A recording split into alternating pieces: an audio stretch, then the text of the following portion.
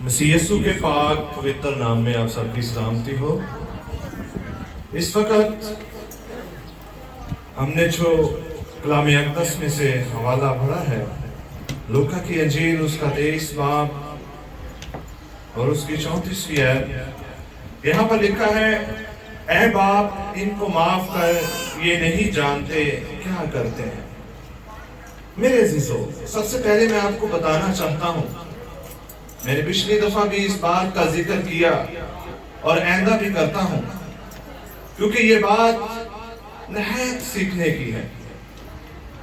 हम देखते हैं कि हमारे आबाओ अजदाद जब करीबुल मर्ग होते हैं, हमने उनके साथ वक्त गुजारा होता है, जब वो मरने के करीब होते हैं तो बहुत सारे ऐसे लोग जो उनके करीब होते हैं वो बातें करते हैं कि जब मेरा फलां मर रहा था या मरने के करीब था तो उनके मुंह से कुछ ऐसी बात निकली जो हमें सालों याद रहती है।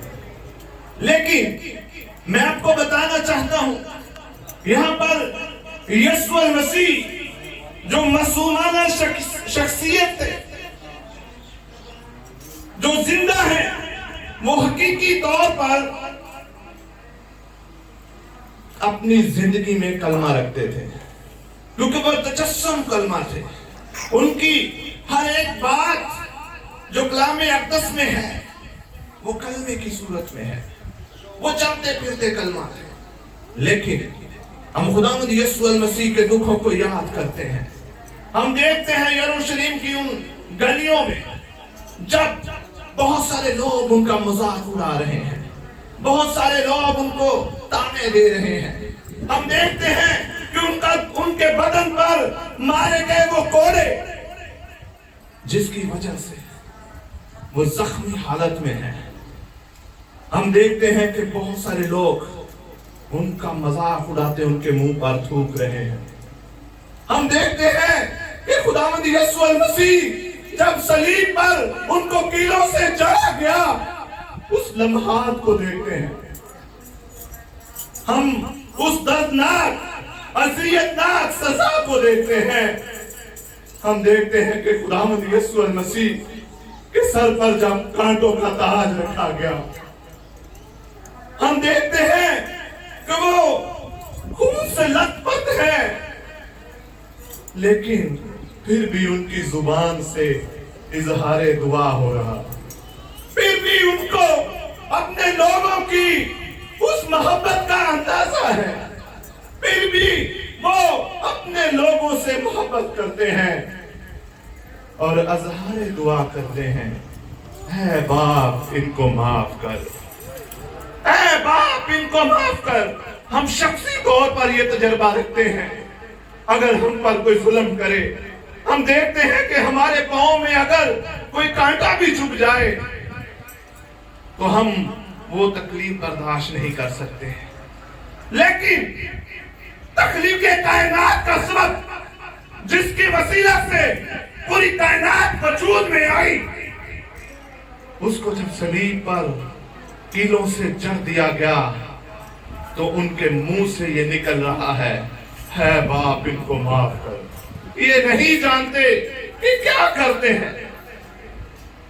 हम देखते हैं कि खुदावंद यीशु मसीह जब अपने ज़ाब्ता हयात में थे, जब अपने ज़ाब्ता हयात में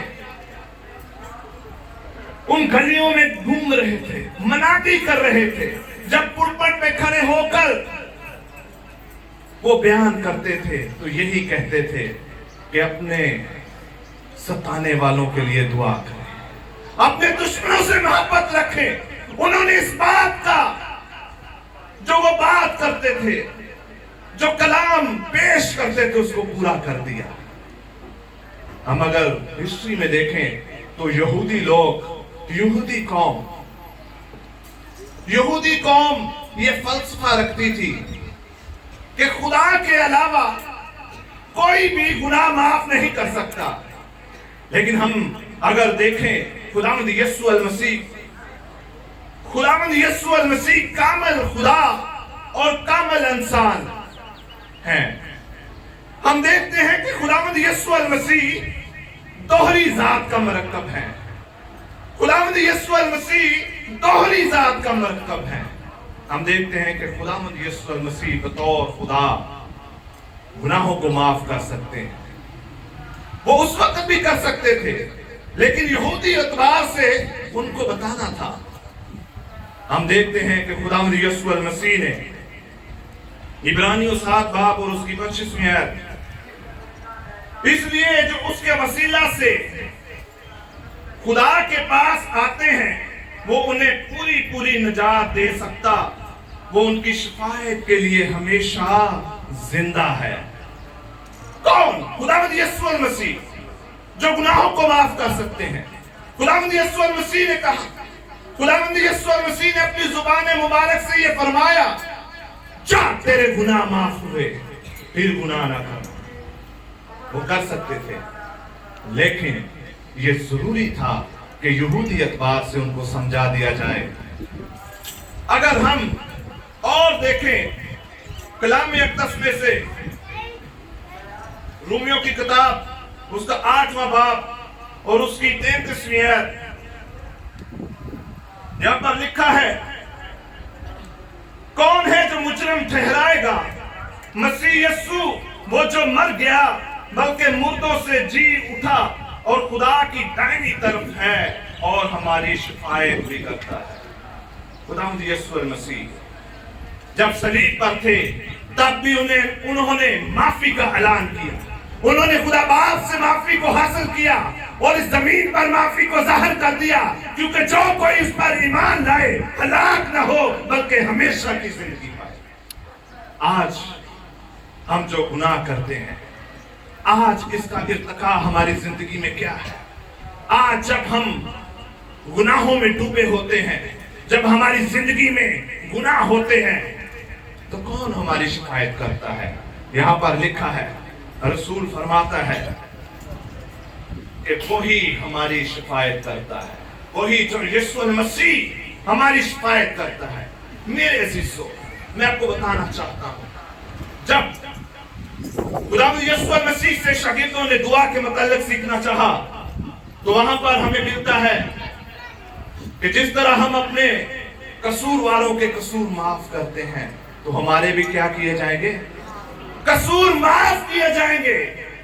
आज जब यीशु मसीह ने उस दुख की हालत में उन यहूदियों के लिए ये ऐलान कर दिया, वो सिर्फ यहूदियों के लिए नहीं, सारी कौमों के लिए ये ऐलान कर दिया और कह दिया कि ऐ बाप इनको माफ कर।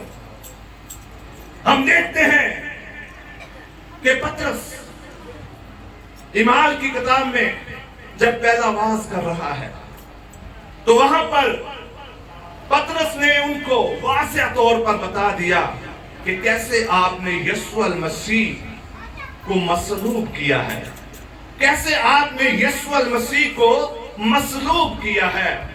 तो उन लोगों ने कहा कि ऐ भाइयों, अब हम क्या करें? तो पतरस ने कहा कि ये काम तुम लोगों ने नादानी में किया है। आज अगर हम नादानी में बहुत सारी गलतियां कर देते हैं, माफी का ऐलान हो चुका है, यीशु मसीह ने सलीब पर माफी को हासिल कर दिया और इस जमीन पर माफी को जारी कर दिया है। अभी हमें जरूरत है कि हम खुदावंद यीशु मसीह पर ईमान लाएं और उस माफी को हासिल कर लें, जैसे उस यहूदी कौम ने उस वक्त वहां मौजूद थे, उन्होंने हासिल किया और 3000 लोग मसीह की कलीसिया में शामिल हो गए। आज अगर आप अपनी जिंदगी में खुदावंद यीशु मसीह की तरफ से दी गई उस माफी को रखते हैं, तो हम यीशु मसीह को फॉलो करते हुए उस माफी का ऐलान कर सकते हैं अपने बहनों के लिए, अपने भाइयों के लिए, अपने रिलेटिव के लिए, अपने करीबी साथियों के लिए। अगर हम ऐसा नहीं करते तो हमने उस माफी को कबूल नहीं किया। आज जरूरत है कि जिस तरह हम अपने कसूर माफ करना चाहते हैं वैसे नहीं करते, جیسے باپ نے ہمارے قصوروں کو معاف کیا ہے ایسے ہی ہم بھی اپنے قصورواروں کے قصور معاف کریں تاکہ معافی کا یہ کلمہ ہماری زندگی میں کام کر سکے۔ خداوند آپ سب کو برکت دے، آمین۔